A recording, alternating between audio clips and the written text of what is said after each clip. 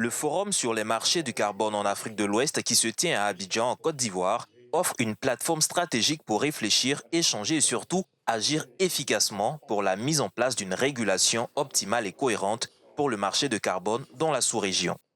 Le pays s'est engagé à réduire ses émissions de gaz à effet de serre de 30,41% d'ici 2030 par rapport au statu quo ou de 98,95% avec un soutien international. Nous sommes déterminés à faire de notre pays un modèle en matière de durabilité en conciliant développement économique et préservation de la planète.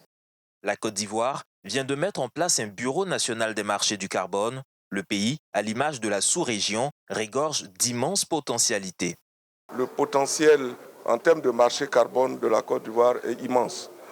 Nous avons fait un projet pilote l'année dernière avec le Fonds carbone de la Banque mondiale qui nous a permis déjà de mobiliser 30 millions de dollars.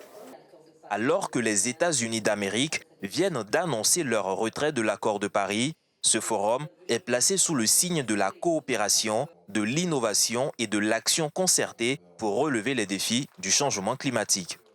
La semaine passée, nous avons signé avec le gouvernement ivoirien notamment un prêt de 150 millions d'euros, donc 100 milliards de francs CFA, pour reboiser la Côte d'Ivoire. Et nous avons aussi beaucoup de programmes dans l'énergie renouvelable. Donc nous restons absolument engagés dans l'accord de Paris.